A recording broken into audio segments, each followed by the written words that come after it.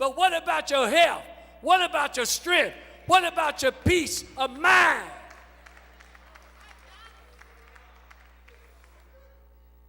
What can you pay God for for how he blesses you to be able to walk in here?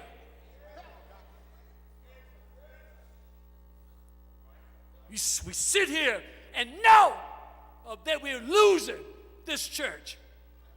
And you got nerve to sit up here and sing and won't pay their dues.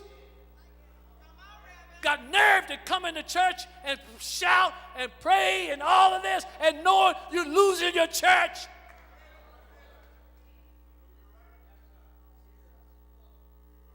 Expect me to stay here and not tell you?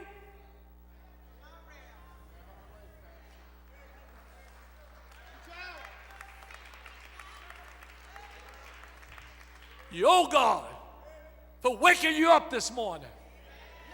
You owe God giving you eyes to see, ears to hear, a mouth to talk.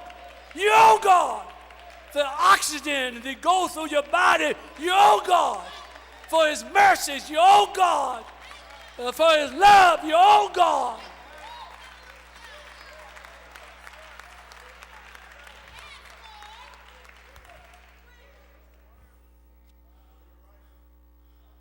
The Bible, that the statistic says that indeed 20% of the church tithers are 20%. What ministry could we do if all Christians died? Can you imagine what we could do if all of us could tithe? When it comes here on a Sunday morning, it's a Sunday morning stick-up. You ought to pull your gun out.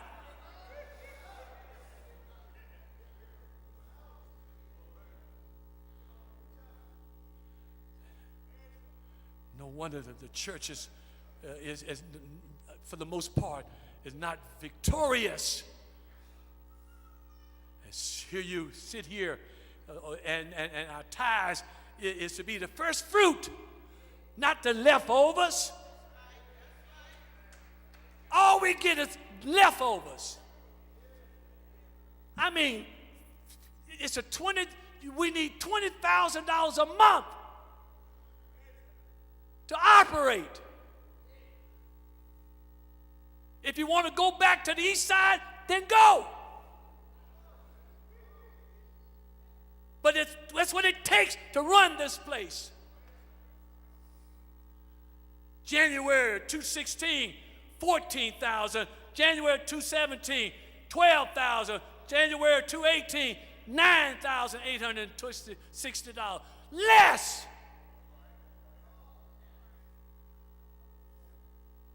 Somebody sitting around here wearing God's clothes, eating God's food, driving God's car, living in God's house.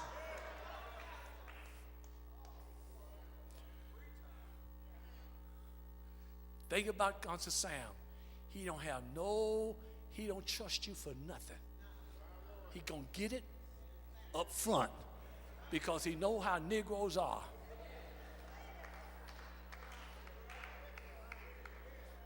Let the church say amen. I leave you by saying to you, it's dangerous to lie to God. It's dangerous to lie to God. Even some evangelical Bible teachers would tell you in the Old Testament, the wrath of judgment of God is certainly can be tough. The truth of the matter is the Bible is not just mercy and love on the New Testament, judgment on the Old Testament, but the whole book is one book, one Bible. The blood of the covenant of Abraham and God, and the blood of Jesus Christ on the new. God never changes. He's the same yesterday, today, as he was forevermore. So there was a Acts. You think I'm making it up? In Acts the 5th chapter. Am I right about this, Kwame? And the second and third verse. A certain man named Ananias had a wife by the name of Sapphira. Do you know any white woman named Sapphira? The man's name was Ananias. He had a wife named Sapphira. They sold all that they had to give back to the poor. Gave back to the price, and they basically said that whatever they would get together and sell, they would give it to the church. And when Peter saw Ananias, he came, and Satan had filled his heart. He lied to the Holy Spirit, and kept back a part of the land. And so he did not pay his tithes. He was really robbing God. And if you pay and pretend to pay all your tithes, compounding it with lies, my sister and brother, you're doing yourself a terrible disservice. While remaining, and after he sold, and basically, and Peter asked him the question. I'm trying to make it short. If it was all your property, Ananias, did God, who you made to see it, did you indeed sell everything and you promised everything to God? Did you want everything to be given to God? And this shows, my sister and brother, Ananias, for the most part, he really was trying to hide something from God, from the people, but he couldn't hide it from God. Lying is a sin, my sister and brother. Lying to us is your sin. But keeping the money that you have is a sin unto you, Ananias. And when Ananias basically heard Peter say to him, because you had lied and you decided to keep your tithes rather than committing it to the Lord as you said you would, I'm telling you, you're going to drop dead right here in the church. I'm not making this up. The young man, Ananias, gave up the ghost. Gave the ghost up. The young man came in, Chris, wrapped him up in a barrel and took him out and buried him. Because he lied. Then his wife comes in 3 hours late. Evidently, she's the kind of person that comes to church late. She came in 3 hours late. Didn't know what had happened. And so Peter said to her, he said, baby, did you do what your husband did? Did y'all sell the land? Did you agree to with the Lord? And he said, yes, we did. Are you giving that which is promised to give the Lord? No, my husband brought it. What we going to give? She said, but baby, I'm telling you, are you sure you want to hang on to that story? I'm telling you, we gave what we was going to give. He said, well, I tell you what, you're going to join your husband. Fell dead. Barbara, I'm not making this up. Fell dead. The young man came, Chris, wrapped her up and took her out and buried her with him. Now, obviously, preacher, are you going to tell me that some Negroes going to drop dead today? No. But what I am telling you is the way, here it is. Death comes to favor to you with God. Let me see if I can do it right. The favor that you have with God, death comes to you. The favor that God was going to give you, he stops it. Have you ever got something, you almost had it, and somehow you lost it? And you don't know why? Because you lost favor. You lost favor. You lost favor with God. I'm not advocating death. I'm saying to you, my sisters and brothers, that because of what you're doing to this church, the church is dying. When we moved here, I had older people going into the bosoms and the bras and everything, pulling out money to help this church get here. They had less than you have, and you got more and still can't keep what they bought.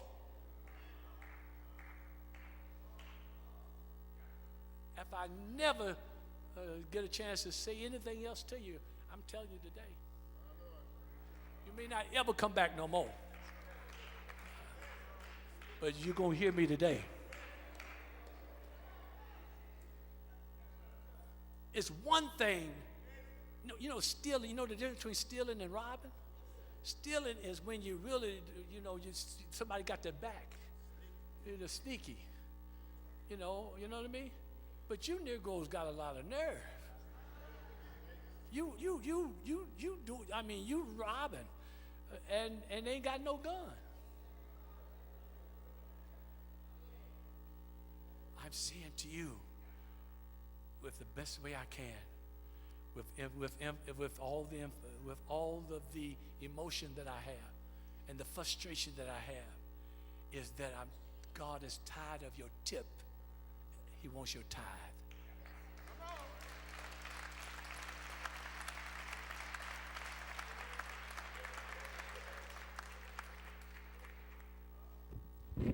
I just want to show you, just one quickly, right quick, just how some of y'all are.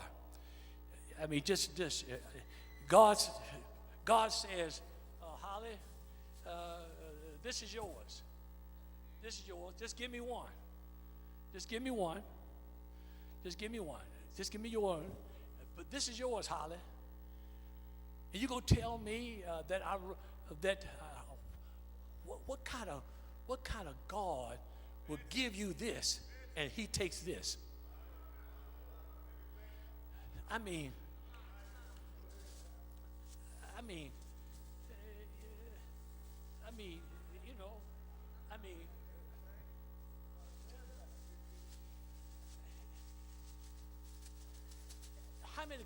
how many dresses y'all got? How many dresses can you wear at one time? How many pair of shoes? What kind of suits you got? How many pair of suits can you wear at one time? And God said, now, Gertrude, here, this is all yours. I just want one. That's yours, Gertrude. Sapphire, that's yours. Katika, that's yours. I mean,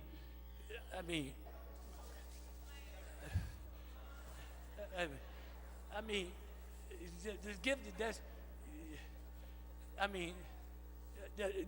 God said, just give me one. Just give me one, and that's yours. I mean, your everything in your house is basically covering. I mean, this is your house. This is your plate. This is in your pocket. This is in your closet. This is in your garage. This is in your bank account. And this is in God's bank account. And God said, I could do more with this. And you can do with this.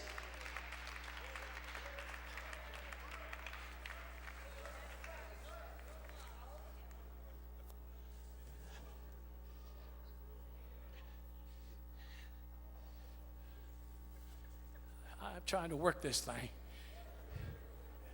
Here's some pears. Look at some pears. I guess what they are. Look like pears.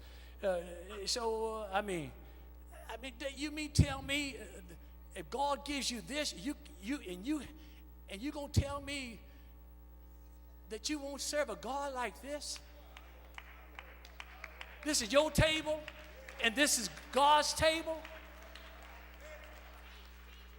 And if you just give him 10% of what he's got, you can take the 90 and spend. If you want to go to the casino, it's your business. Maybe you will hit something.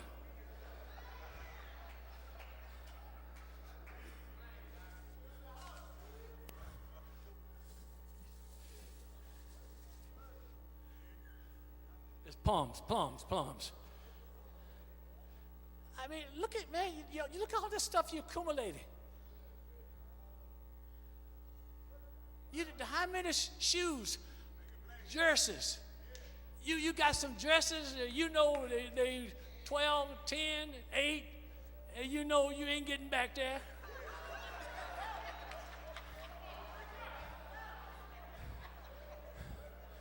But you hold on to them. Give them to the church, maybe I can sell them.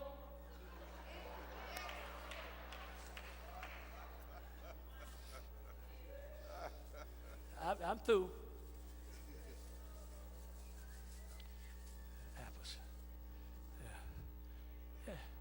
My sister and brother, this is God's table, and that's your table. I would be shamed. I would be shamed that I got all of this. My house note is taken care of, but God's house note is behind. My light bill is paid, but God's bill is behind. And then I got to go and live with God. And what am I going to say when I get there? You know? All right, okay, all right.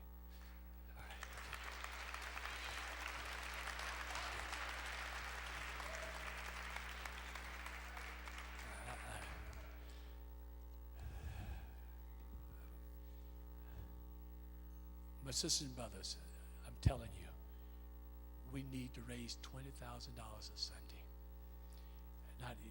Everybody don't have to, I'm not asking nobody for 20,000. But everybody do their part. We'll get it. We'll get it. So Maurice, you got the most money. Come up. I could trust you. Give me a bucket. Give me a bucket. And give Betty a bucket.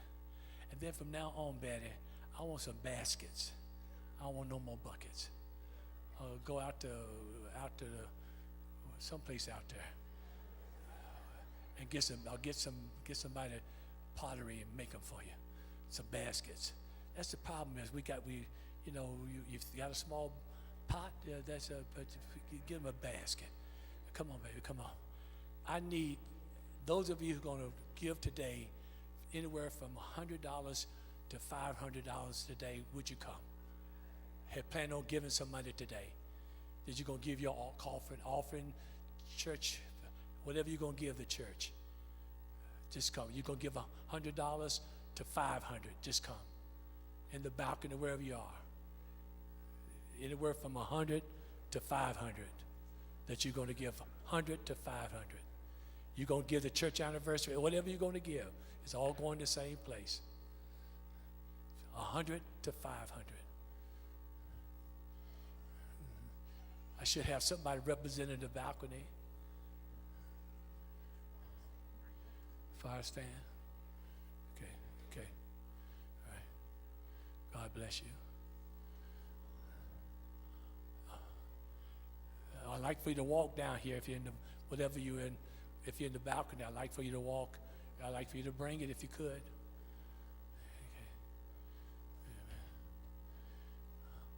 Those of you going to give anywhere from 50 to 100, would you come? 50 to 100. 50 to 100. There's only one offering. This is it. So I'm just for 50 to 100. It's only one offering. In the balcony, please come down. Otherwise, I'm going to have to lock you up.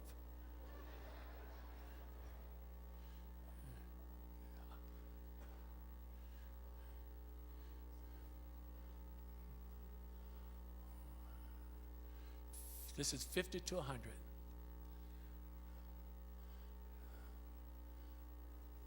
50 to 100, 100 to 500. And I'm going to let you go. Come back at 3:30.